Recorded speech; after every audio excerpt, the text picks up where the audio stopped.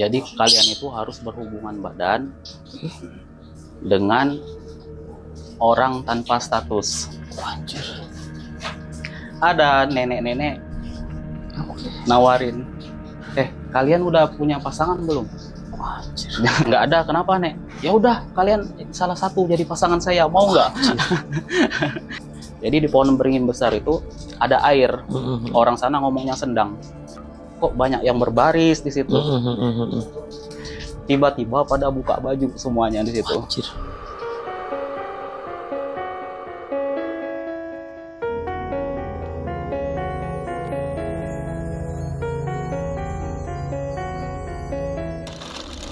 Oke, halo sahabat Huru Hara, saya Fani Christian. Ketemu lagi di channel Huru Hara Horor. Di mana ada horor di situ pasti ada huru hara. Nah, narasumber kita kali ini akan menceritakan kisah huru haranya selama berkunjung ke salah satu gunung di Jawa Tengah. Dan di gunung ini beliau sempat menyaksikan ritual pesugihan. Nah, langsung aja kita sapa narasumbernya nih yang di samping kita ini. Oke, halo, selamat malam Bang Fajar. Malam juga. Oke, nih Bang Fajar ini profesi sehari-harinya apa nih Bang? Kalau boleh tahu.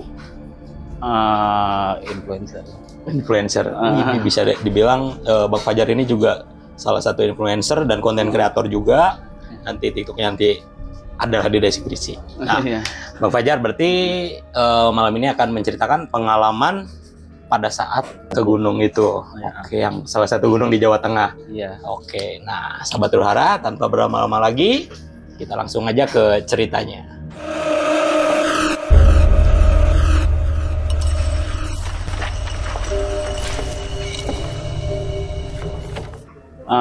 Jadi waktu itu tahun 2017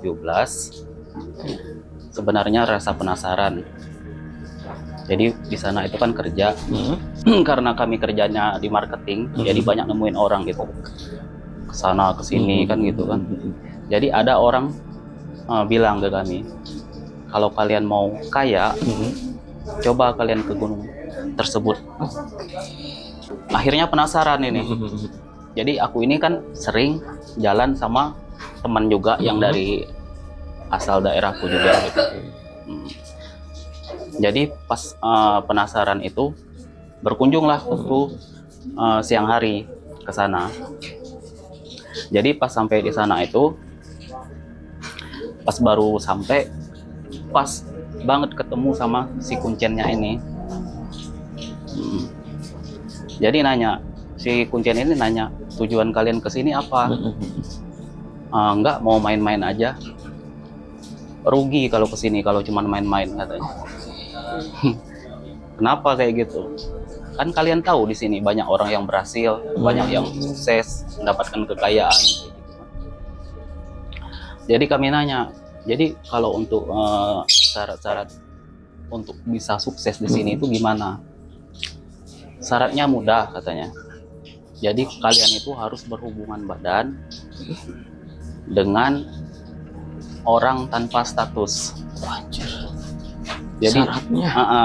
Jadi maksudnya ke suami istri itu nggak boleh. Nggak boleh. Tapi keselingkuhan gitu boleh, atau pacar kayak gitu boleh. Syaratnya cuma itu? Ya harus berhubungan gitu. Tapi sebelum itu harus melakukan ritual terlebih dahulu. Banyak di sini banyak yang ini katanya, yang udah sukses. Kalian boleh lihat nanti katanya. Malam ini kalian kesini, kalian lihat-lihat dulu. Nanti ada di sini itu mobil-mobil yang menggunakan stiker. Di sini nggak saya sebutkan stikernya, soalnya sampai sekarang pasti banyak orang yang menggunakan stiker tersebut. Jadi sampai ngomong-ngomong itu kan, pulang kami ini kan, pulang dulu. Jadi pas pulang itu ngobrol sama teman, gimana kesana nggak nanti malam? Kesana aja kata teman, soalnya pas ini malam Jumat Kliwon kan katanya. Pas banget berarti ya? Pas malam Jumat Kliwon itu. Coba aja katanya, main aja. Pas waktu itu jam 10 lah, jam 10 itu udah berangkat kami ke sana. Jadi dari kejauhan itu udah kelihatan, kan tempatnya di atas bukit gitu kan, kok udah kayak pasar situ, lampu terang kayak gitu. Udah rame gitu. Udah rame kayak gitu kan. Nah, akhirnya datang ke sana. Cuman waktu datang itu nggak ketemu lagi sama kuncinya ini. Mungkin kuncinya sibuk juga ngelayanin orang-orang yang ritual gitu kan. Cuman kami ini keliling sekitar situ ngeliat-liat gitu kan. Jadi banyak orang itu sampai nangis-nangis di daerah makam itu. Jadi nangis. Jadi aku bingung kenapa orang ini nangis-nangis. Jadi nanya sama teman, kenapa orang ini nangis-nangis ya? Ya mungkin itulah yang disembah orang-orang tersebut dari makam itu kan. Banyak orang yang udah sukses dari situ mungkin katanya. Jadi pas waktu keliling-keliling lagi gitu, ada nenek-nenek nawarin, kalian udah punya pasangan belum? Nggak ada. Kenapa, Nek? Ya udah, kalian salah satu jadi pasangan saya, mau nggak? Jadi dia omong gitu kan. Duh, kata, enggak Nek, kami cuman main aja. Aduh, rugi dong. Ayo dia sampai dipaksa kan.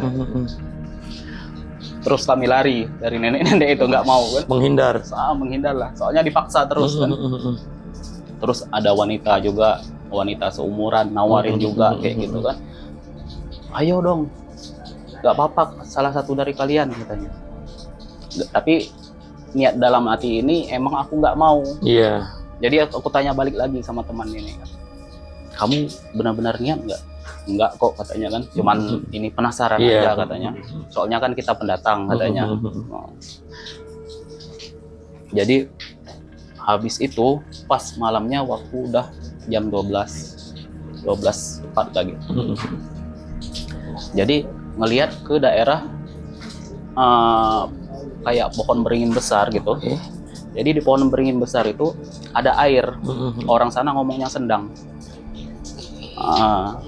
Ada air di bawah pohon beringin. Iya.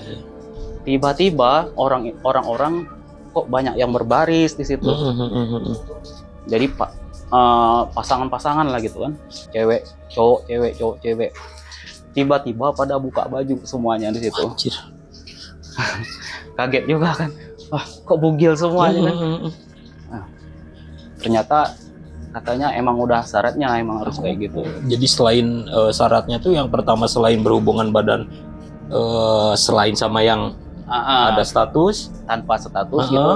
Terus awalnya emang harus mandi di situ. Jadi sebelum berhubungan mandi di situ. Jadi dia mandi di situ dulu. Mandi di situ dulu, mandi di sendang itu dulu. Jadi setiap pasangan ini dimandiin semua. Itu bugil semua rata-rata. Anjir, sahabat huru hara bugil guys. Jadi kaget kan. Jadi waktu udah ngelihat udah pada bugil itu, ya kita sendiri kan yang malu kan. Iya. Main lagi ke tempat lain kan. Ya di sana itu situasinya banyak sih. Banyak orang kayak jualan kayak gitu. Tapi jualannya pada aneh-aneh. Maksudnya kalau bilang aneh itu banyaknya jualan yang berbau-bau mistis lah. Jual keris kayak gitu kan. Jual ini apa itu namanya? Ular kobra itu yang masih hidup itu. Anjir. Iya. Jadi ular kobra itu dulu berapa harganya? 50 ribuan kayaknya. Satu. Jadi masih hidup. Itu. Nah, itu kan kalau kita mau langsung dipotong di situ. Dipotong langsung darahnya diminum. Anjir.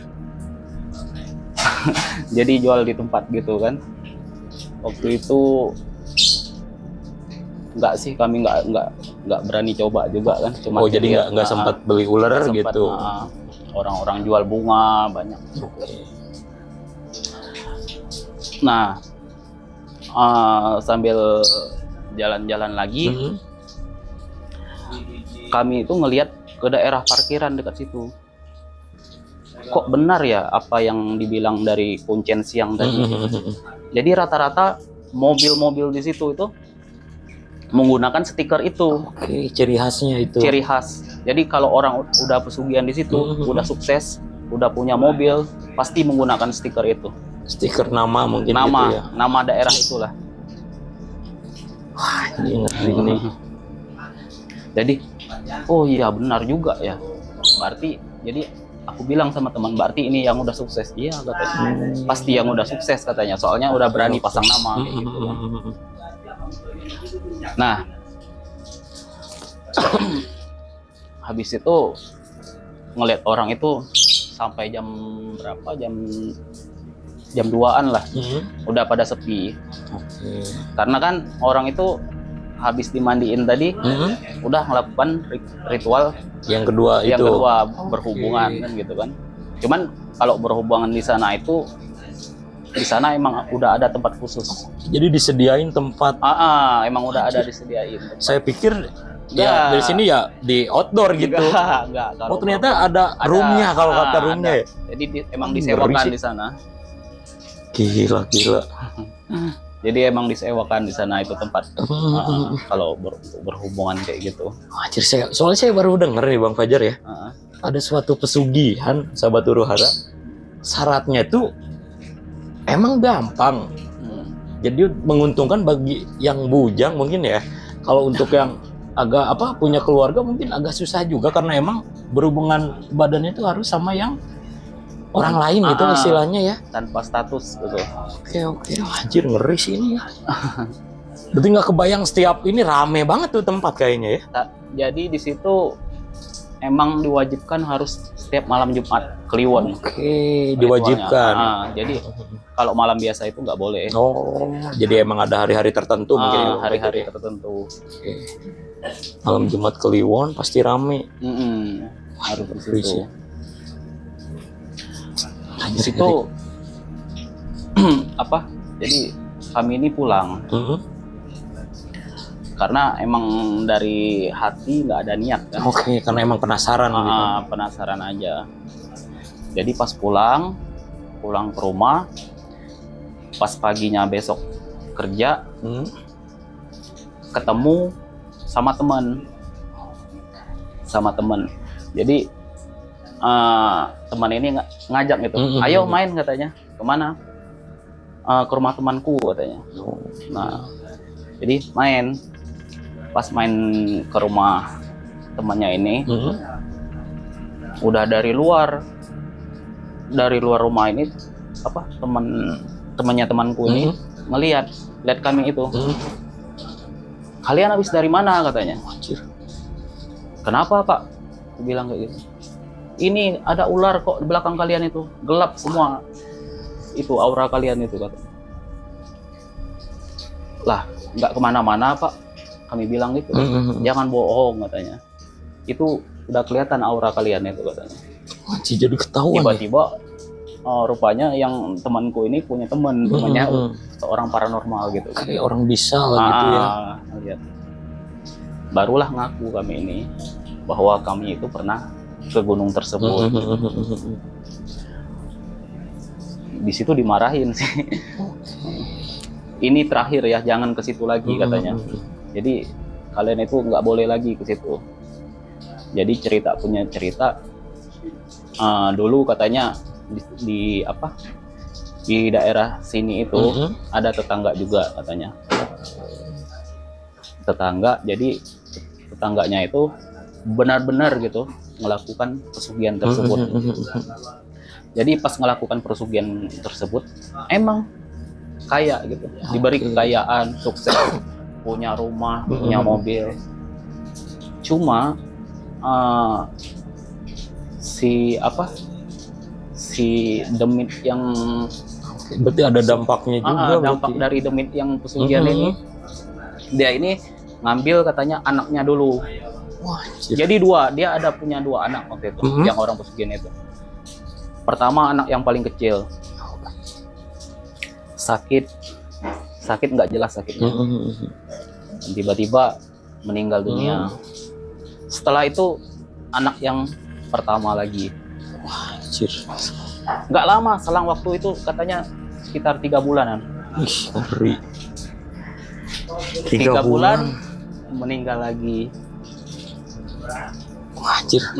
Emang jadi dari kekayaannya kalau dibilang nggak habis-habis lah. Luar biasa lah mungkin ini kalau bisa disebut ya. Iya, mobilnya itu sampai 5 katanya di rumahnya. Rumahnya 3 tingkat. Wih, cuman efeknya itu ya. Ya, ada efek dari pesugihan tersebut. Anjir, sahabat Huru Hara, saya pikir syaratnya enak, nggak akan ada efek gitu. Malahan, wah, anjir ngeri sih yang namanya pesugihan sih, Bang Fajar ya. Jadi emang kalau pesugihan itu katanya emang kan orang selalu bilang walaupun kunciannya ngomong, katanya nggak ada syarat apa-apa. Tapi yang namanya pesugihan ini kita ini kan istilahnya udah melakukan perjanjian. Iya, makanya perjanjian ke makhluk seperti itu lah. Jadi apapun yang mereka mau ya harus. Iya, harus kan, gitu. Tidak bisa ditawar ya. Nggak bisa ditawar karena udah perjanjian kayak gitu kan. Kami aja waktu itu nggak ngelakukan apa-apa, diikutin. Dampaknya sampai diikutin. Ular, sosok ular tuh. Sosok ular. Jadi cerita yang temanku tadi yang paranormal katanya setelah 3 bulan anaknya kan meninggal. Gak lama 3 bulan berikutnya istrinya. Anjir. Istrinya per 3 bulan berarti. Per 3 bulan. Anjir. Istrinya sakit cuman bentar. Nggak nyampe 1 minggu katanya. Sakit lemas badan. Dah taunya meninggal. Jalan seminggu meninggal. Terus dilanjut nggak lama 3 bulan ke dianya sendiri meninggal. Yang melakukan pesugihan meninggal dunia. Anjir, berarti selama 1 tahun 4 ya? Ya, habis keluarganya dari anak istri. Habis katanya. Syaratnya kelihatan mudah, sahabat Huru Hara, ternyata dalam 1 tahun efeknya tuh bisa ngilangin 4 nyawa. 4 nyawa. Jadi siapapun yang termasuk keluarganya, yang penting dari anak gitu sama istri, habis semua. Oke. Karena emang dari persyaratannya juga udah ketebak gitu kan. Jadi mungkin agak sedikit ini juga untuk persyaratannya karena harus dilakukan dengan berhubungan badannya tuh selain sama istri, pokoknya yang di luar keluarga ataupun apalah ya status gitulah ya. Makanya di sana tuh disediain sampai dari yang mungkin umurnya 60-an gitu sampai yang belasan tahun mungkin ya. Dan wah jadi gila sih itu. Mungkin kalau yang ya pokoknya janganlah sahabat Huru Hara lah, ngapain juga gitu kan, walaupun syaratnya enak juga. Kalau bisa janganlah. Selama kita apalagi mengenal Tuhan gitu kan, lebih baik ibadah sesuai kepercayaan masing-masing gitu. Wah ini gila sih. 1 tahun 4 nyawa. Habis semua. Gila, bertahan 1 tahun berarti itu hartanya ya? 1 tahun cuman. Anjir. Jadi percuma kan kalau kitanya mati gitu istilahnya, tapi harta cuman nikmatin sesaat gitu. Anjir gila sih emang. Udah sebelum dia berhubungan ada ritual yang harus mandi dulu kan. Terus mandi tanpa busana sama orang yang nggak dikenal. Iya. Wah anjir gila sih ini. Wah, diminum dulu kopinya Bang Fajar nih. Agak ngeri juga sahabat Huru Hara nih. Boleh ngerokok? Iya, enggak. Anjir, dan itu kan kesaksian dari temen gitu kan ya. Itu tetangga dia sendiri. Jadi rumahnya nggak jauh. Nggak jauh dari temen Bang Fajar mungkin itu ya. Nggak jauh rumahnya.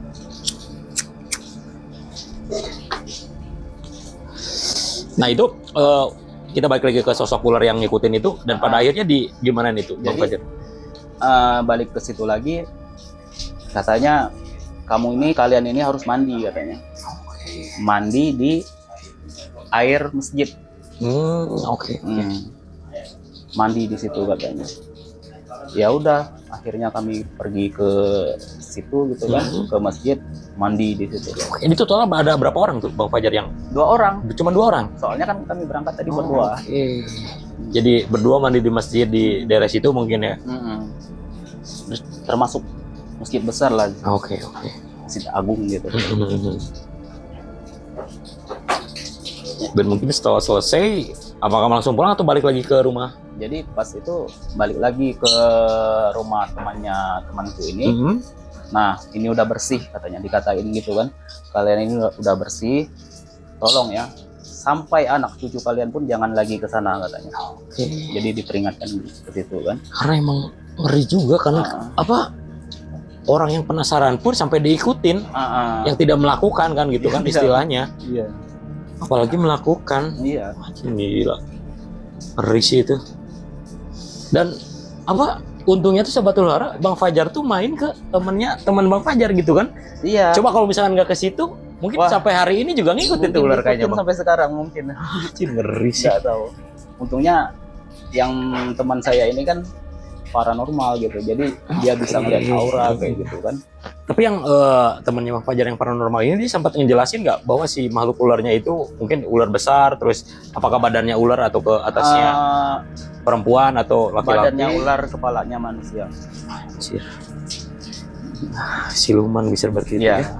Termasuk siluman di situ. Anjing, jadi sih. Sebenarnya katanya itu kan orang ini banyak salah persepsi. Katanya yang dari orang yang dimakamkan tersebut memberi kekayaan, padahal bukan. Itu permainan setan. Iya sih. Jadi manipulasinya manipulasi setan. Jadi yang ngasih itu dari ular tersebut, ular siluman tersebut, bukan yang ada di makam tersebut. Nah, untuk yang di makam itu sendiri, mungkin Bang Fajar tahu nggak? Itu yang di makam itu siapa sih? Apakah dia itu dulunya tokoh agama atau mungkin dari kerajaan atau? Jadi katanya sih dari kerajaan. Oke. Jadi katanya sih emang dia itu pernah bersumpah di situ. Siapapun yang melakukan hubungan badan di sini tanpa status gitu, saya kasih kekayaan. Emang pernah bersumpah kayak gitu. Sumpahnya seperti itu. Ngeri anjir. Sekilas cerita sih ini cuman saya dengar dari orang ya gitu. Karena mungkin itu udah jadi suatu cerita rakyat atau urban legend di situ jadi, mungkin ya. Ya itu katanya dulu si orang tersebut masih zaman-zaman kerajaan dulu menyukai seorang wanita. Jadi pas menyukai seorang wanita ini, tapi nggak direstuin dari keluarganya, dari ayahnya, pokoknya nggak dari orang tua atau keluarganya mungkin lah ya. Restu. Jadi si pasangan ini melarikan diri. Anjir. Pas melarikan diri, nah berhentinya di gunung tersebut. Di gunung itu. Karena udah disekap. Dikejar dari orang, dari apa? Dari pasukan-pasukan kerajaan gitu kan.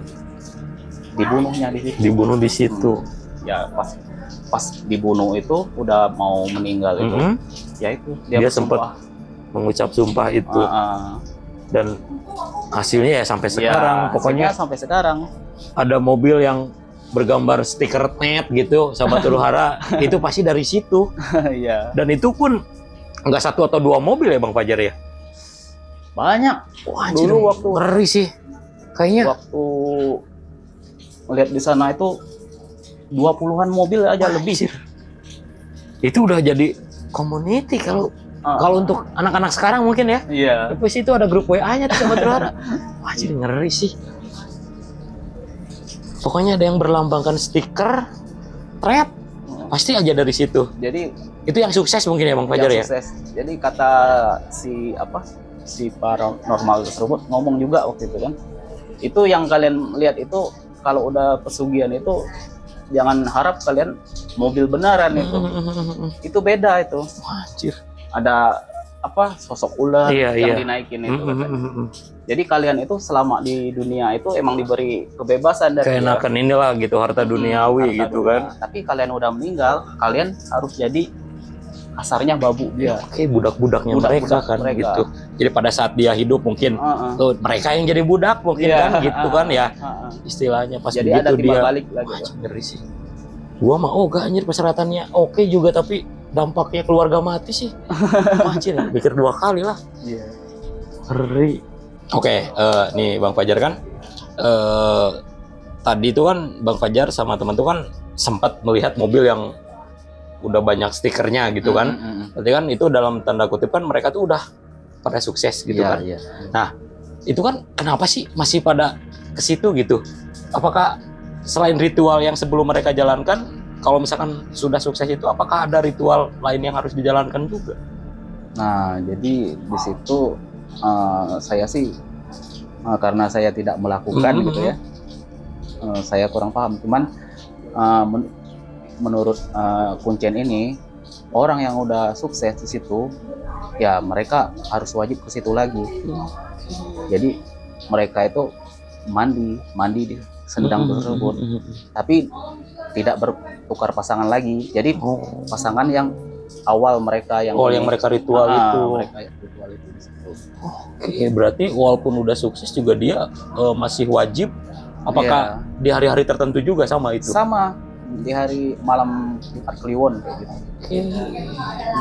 Mungkin itu, apakah si ritual yang kedua itu setelah sukses itu bisa mengurangi efek dari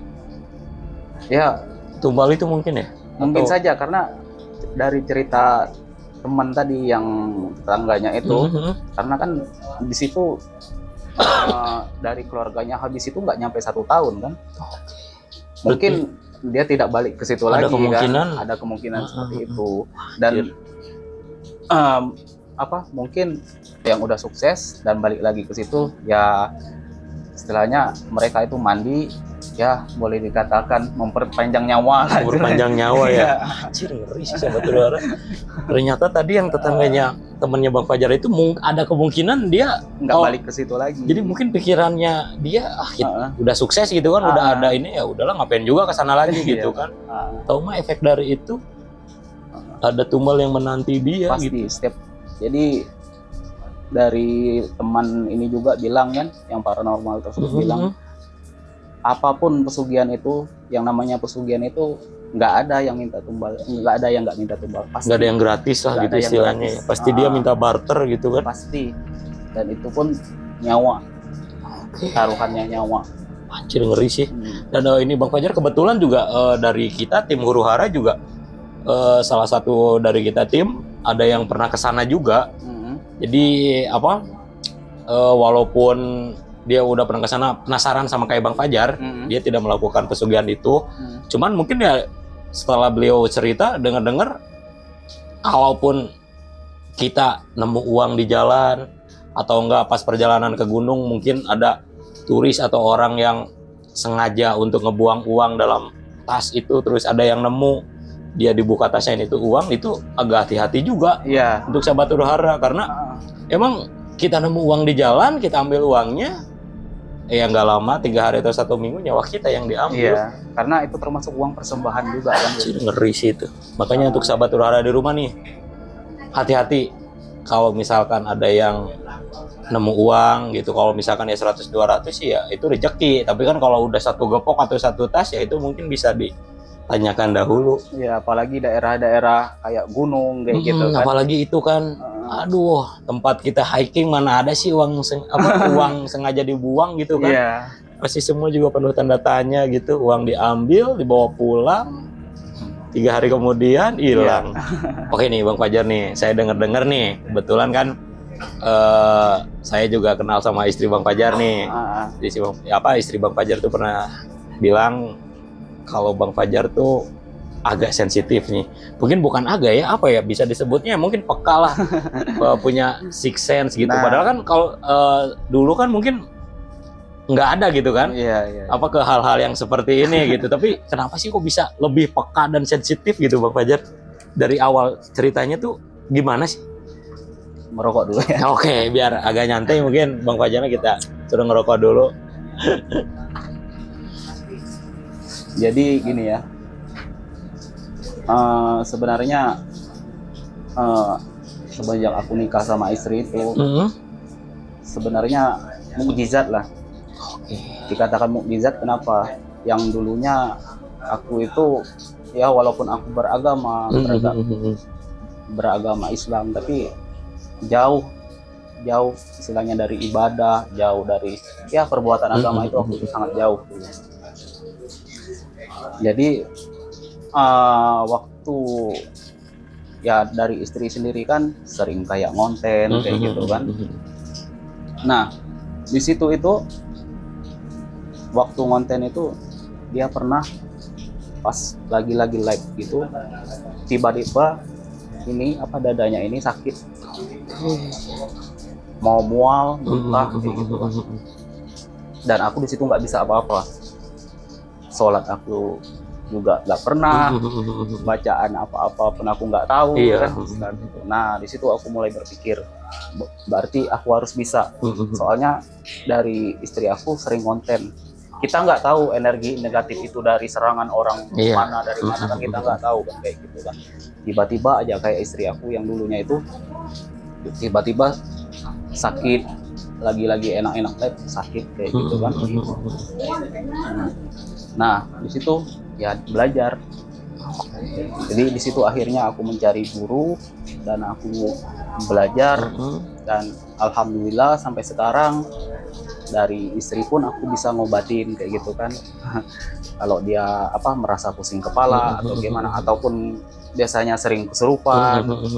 Oh berarti istri Bang Fajar ini termasuk orang yang gampang banget kerasukan gitu ya? Ya karena dia kan dikatakan apa ya, menurut istilah sekarang sih indigo lah kayak gitu kan.